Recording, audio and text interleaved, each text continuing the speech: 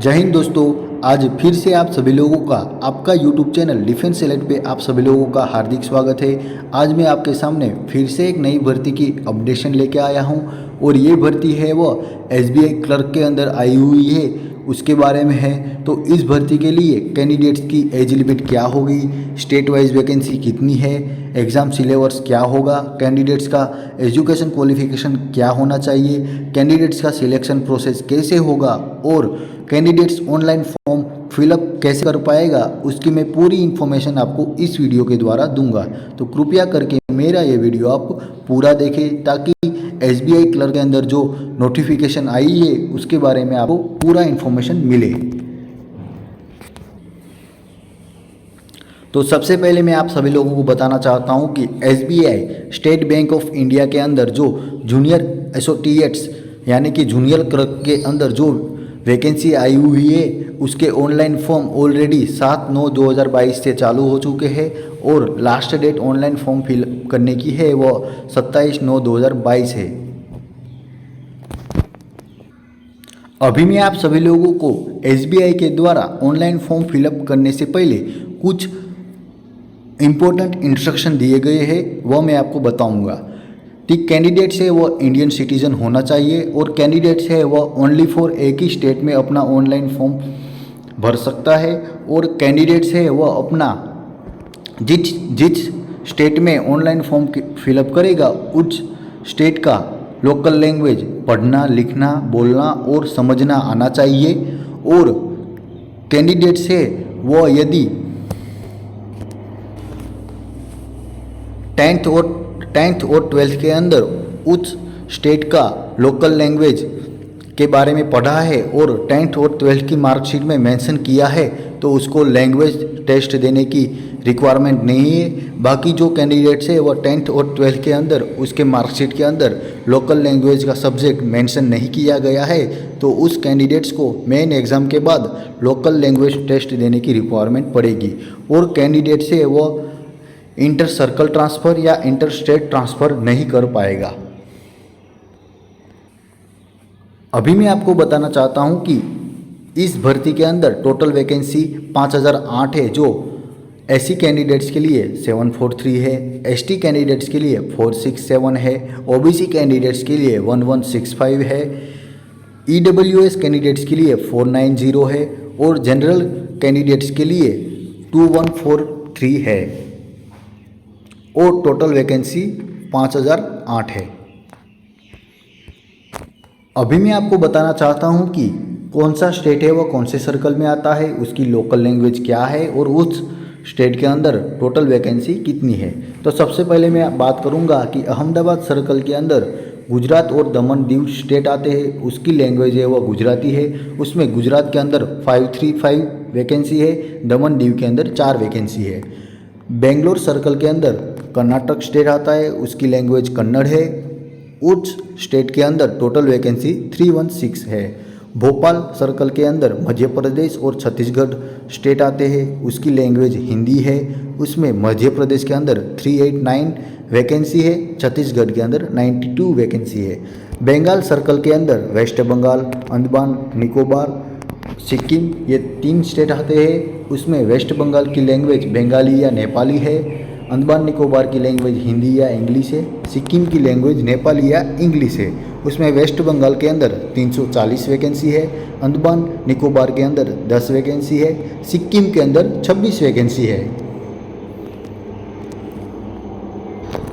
इसी तरह भुवनेश्वर सर्कल के अंदर उड़ीसा स्टेट आता है, उसकी लैंग्वेज उड़िया है और उसके अंदर टोटल वैकेंसी 170 है। छत्तीसगढ़ स्टेट के अंदर सर्कल के अंदर जम्मू कश्मीर, हरियाणा, हिमाचल प्रदेश, पंजाब स्टेट है। उसमें जम्मू कश्मीर की लैंग्वेज उर्दू या हिंदी है, हरियाणा की लैंग्वेज हिंदी या पंजाबी है, हिमाचल प्रदेश की लैंग्वेज हिंदी या इंग्लिश है, पंजाब की लैंग्वेज पंजाबी या हिंदी है। उसमें जम्मू कश्मीर के अंदर 35 वैकेंसी है, हरियाणा के अंदर 5 वैकेंसी है, हिमाचल प्रदेश के अंदर 55 वैकेंसी है, पंजाब के अंदर 130 वैकेंसी है। चेन्नई सर्कल के अंदर तमिलनाडु और पुडुचेरी स्टेट आते हैं, उसकी लोकल लैंग्वेज तमिल है। उसमें तमिलनाडु के अंदर 355 वैकेंसी है, पौंडीचेरी के अंदर 7 वैकेंसी है। दिल्ली सर्कल के अंदर दिल्ली और उत्तराखंड स्टेट आते हैं, उसकी लैंग्वेज हिंदी है। उसमें दिल्ली स्टेट के अंदर वैकेंसी 32 है, उत्तराखंड स्टेट के अंदर 120 वैकेंसी है। हैदराबाद सर्कल के अंदर तेलंगाना स्टेट आता है, उसकी लैंग्वेज तेलुगु है, उसके अंदर टोटल वैकेंसी 225 है। जयपुर सर्कल के अंदर राजस्थान स्टेट आता है, उसकी लैंग्वेज हिंदी है, उसके अंदर टोटल वैकेंसी 284 है। केरला सर्कल के अंदर केरला और लक्षद्वीप स्टेट है, उसकी लैंग्वेज मलयाली है। केरला स्टेट के अंदर 270 वैकेंसी है, लक्षद्वीप के अंदर 3 वैकेंसी है। लखनऊ सर्कल के अंदर उत्तर प्रदेश स्टेट आता है, उसकी लैंग्वेज हिंदी या उर्दू है, उसके अंदर उत्तर प्रदेश के अंदर टोटल वैकेंसी 631 है। महाराष्ट्र और मुंबई सर्कल के अंदर महाराष्ट्र स्टेट आता है, उसकी लोकल लैंग्वेज मराठी है। महाराष्ट्र स्टेट के अंदर 747 वैकेंसी है। और गोवा स्टेट की लोकल लैंग्वेज कोनक है, उसके अंदर टोटल वैकेंसी 50 है।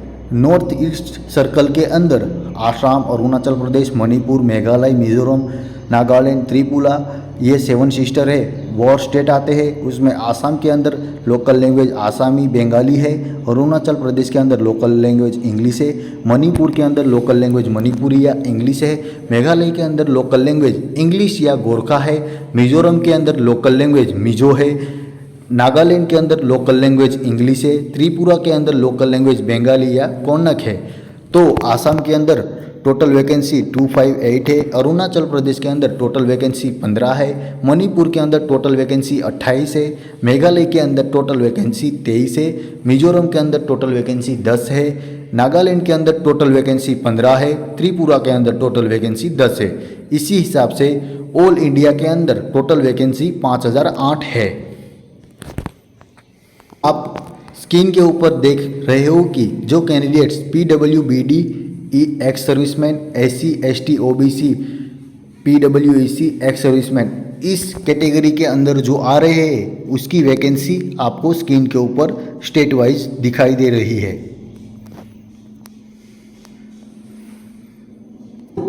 ये सभी वैकेंसी मिला के टोटल वैकेंसी 5008 है।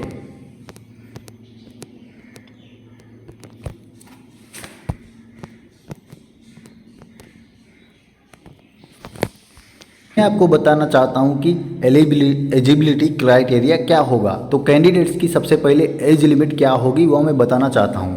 तो कैंडिडेट्स की एज लिमिट 1/8/2022 के हिसाब से 20 से 28 साल के बीच में होनी चाहिए, यानी उसकी डेट ऑफ बर्थ 2/8/1994 से 1/8/2002 के बीच में होनी चाहिए। इसमें से SC या ST कैटेगरी के कैंडिडेट्स के लिए 5 साल की छूट है, OBC कैटेगरी के कैंडिडेट्स के लिए 3 साल की छूट है, और PWD विकलांग कैटेगरी के जनरल या EWS कैंडिडेट्स के लिए 10 साल की छूट है।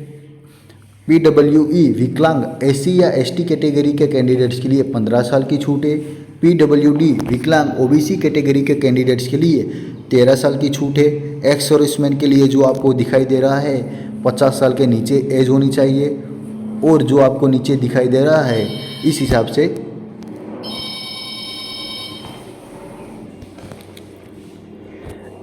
से कैंडिडेट्स को छूट छाट दी गई है।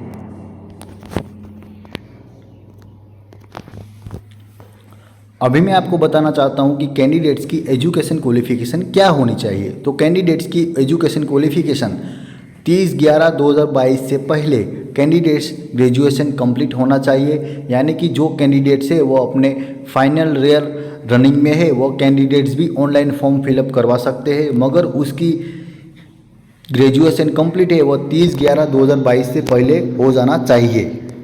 यानी कि कैंडिडेट्स की एजुकेशन क्वालिफिकेशन ग्रेजुएशन कोई भी आर्ट्स, कॉमर्स या साइंस से होना चाहिए। अभी मैं आपको बताऊंगा कि कैंडिडेट्स का सिलेक्शन प्रोसेस कैसे होगा। तो कैंडिडेट्स का सिलेक्शन प्रोसेस में टोटल 3 एग्ज़ाम होंगे, जिसमें पहले प्राइमरी एग्ज़ाम होगा, इसके बाद मेन एग्ज़ाम होगा, इसके बाद लैंग्वेज टेस्ट होगा और इसके बाद कैंडिडेट्स का सिलेक्शन होगा। तो मैं आपको बताना चाहता हूँ कि कैंडिडेट्स है वो अपना जो प्रीलिमरी और मेंस एग्ज़ाम है वो हिंदी, इंग्लिश और अपनी लोकल लैंग्वेज जैसे गुजरात वालों की गुजराती है, आसाम वाले की आसामी या बंगाली है, गोवा वाले की कोनाकी है, पंजाब वाले की पंजाबी है। और जो आप स्क्रीन के ऊपर देख सकते हो इस स्टेट के कैंडिडेट्स इस लैंग्वेज में पेपर दे सकते हैं।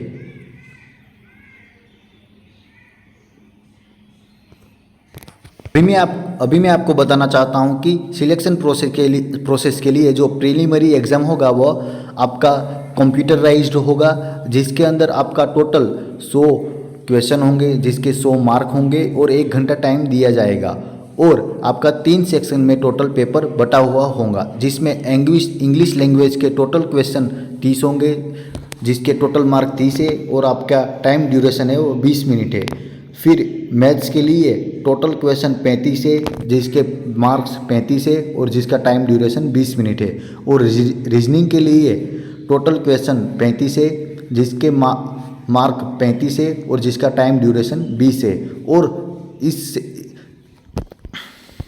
और ये जो प्रीलिमिनरी एग्ज़ाम है वो आपका कंप्यूटर बेस पे होगा और जैसे ही 20 मिनट होगा ऐसे ही आपका जो सेक्शन दिया हुआ है वो आपके स्क्रीन से हट जाएगा, यानी कि आपको इंग्लिश के, मैथ्स के और रीजनिंग के जो सेक्शन है वो आपको करेक्ट 20-20 मिनट के अंदर करने होंगे। और ये जो प्रीलिमिनरी एग्ज़ाम है उसके अंदर आपके 0.25 नेगेटिव मार्किंग सिस्टम भी है। इसके बाद जो कैंडिडेट्स का प्रीलिमिनरी एग्ज़ाम अच्छा रहेगा तो वैकेंसी के हिसाब से बैंक के द्वारा 10 गुने कैंडिडेट्स मेन एग्ज़ाम के लिए बुलाए जाएंगे और प्रीलिमिनरी एग्ज़ाम का मार्क्स है वो आपके मेरिट लिस्ट में कहीं भी काउंटिंग नहीं होगा, सिर्फ आपको पास करके मेन एग्ज़ाम के लिए क्वालिफाई होना पड़ेगा। इसके बाद जो आपका मेन एग्ज़ाम होगा वो भी कंप्यूटराइज्ड ऑनलाइन होगा, जिसके अंदर आपका एग्ज़ाम पैटर्न है वो टोटल 4 सेक्शन में बांटा गया है, जिसमें जनरल और फाइनेंशियल अवेयरनेस के 50 क्वेश्चन 50 मार्क के रहेंगे, जिसका टाइम ड्यूरेशन 35 मिनट रहेगा। जनरल इंग्लिश का 40 क्वेश्चन 40 मार्क के रहेंगे, जिसका टाइम ड्यूरेशन 35 मिनट रहेगा। क्वांटिटेटिव एप्टीट्यूड यानी कि मैथ्स के 50 क्वेश्चन 50 मार्क के रहेंगे, जिसका टाइम ड्यूरेशन 45 मिनट्स रहेगा। रीजनिंग और कंप्यूटर के 50 क्वेश्चन 60 मार्क के रहेंगे, जिसका टाइम ड्यूरेशन 45 मिनट्स रहेगा। टोटल आपको 190 क्वेश्चन करने होंगे और आपके पास टोटल मार्क है वो 200 मार्क का रहेगा और आपको टोटल टाइम है वो 2 घंटे 40 मिनट मिलेगा। इसके बाद जो कैंडिडेट्स है वो अपना मेन एग्ज़ाम क्लियर करेगा, उसका जो कैंडिडेट्स के अंदर 10th और 12th के अंदर अपना लोकल लैंग्वेज के मार्कशीट के अंदर सब्जेक्ट मेंशन नहीं है, उस कैंडिडेट्स के लिए एक लोकल लैंग्वेज टेस्ट होगा, जो कैंडिडेट्स को पास करना ही होगा। जो कैंडिडेट्स है वो अपना local language test exam clear नहीं कर पाएगा, उस कैंडिडेट्स को डिस्क्वालीफाई किया जाएगा। इसके बाद आपका ये जो तीनों टेस्ट है वो प्रीलिमिनरी, मेन और लोकल लैंग्वेज टेस्ट क्लियर होने के बाद आपका डॉक्यूमेंट वेरिफिकेशन के लिए बुलाया जाएगा और डॉक्यूमेंट वेरिफिकेशन के बाद आपका मेन एग्ज़ाम के मार्क के हिसाब से आपका मेरिट लिस्ट प्रिपेयर होगा और जो कैंडिडेट्स मेरिट लिस्ट के अंदर आ जाएगा उसका फाइनली सिलेक्शन बैंक के अंदर जो वैकेंसी आई हुई है क्लर्क की उसमें सिलेक्ट हो जाएंगे। अभी मैं आपको बताना चाहता हूं कि कैंडिडेट्स को पे स्केल किस हिसाब से होगा। तो कैंडिडेट्स को पे स्केल है वो 19,000 पर मंथ और डीएनएस अलाउंस अलग से और बाकी जो अपना अलाउंस मिलेगा वो अलग से मिलेगा, यानी कि कैंडिडेट्स को पर मंथ 35,000 से ज़्यादा सैलरी मिलेगी।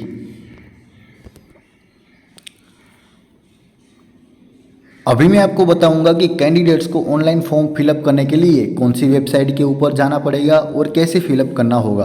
तो सबसे पहले मैं आपको बता दे रहा हूं कि कैंडिडेट्स को एसबीआई की ऑफिशियल वेबसाइट http://bank.sbi.careers या फिर http://www.sbi.co.in.careers के ऊपर जाना पड़ेगा। इसके बाद रिक्रूटमेंट फॉर जूनियर एसोसिएट्स 2022 के ऊपर क्लिक करना होगा। क्लिक करते ही आपका सबसे पहले रजिस्ट्रेशन करवाना होगा। के बाद कैंडिडेट्स को जो ऑनलाइन फॉर्म होगा वो ओपन हो जाएगा और ऑनलाइन फॉर्म फिलअप करने के बाद कैंडिडेट्स को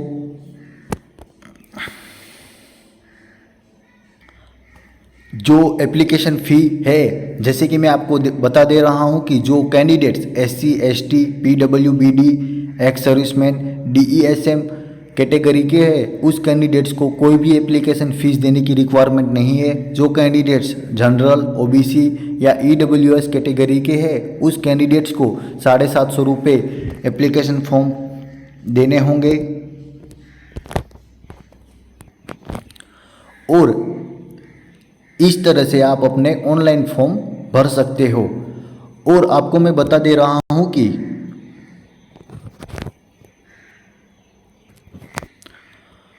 आपको ऑनलाइन फॉर्म भरते टाइम कोई भी क्वेरी आए तो आप टेलीफोन नंबर 02222820427 के ऊपर मंडे टू सैटरडे कॉल्स कर सकते हो या फिर ऑफिशियल वेबसाइट http://cgrs.ibbs.in के ऊपर लॉगिन करके आप अपनी जो ऑनलाइन फॉर्म फिलअप करते टाइम जो क्वेरी आ रही है उसका इन्फॉर्मेशन ले सकते हो। और मैं आपको बताना चाहता हूं कि प्राइमरी एग्ज़ाम और मेन एग्ज़ाम है वो आपके स्टेट के अंदर ही एग्ज़ाम सेंटर है जो आप स्क्रीन के ऊपर देख सकते हो।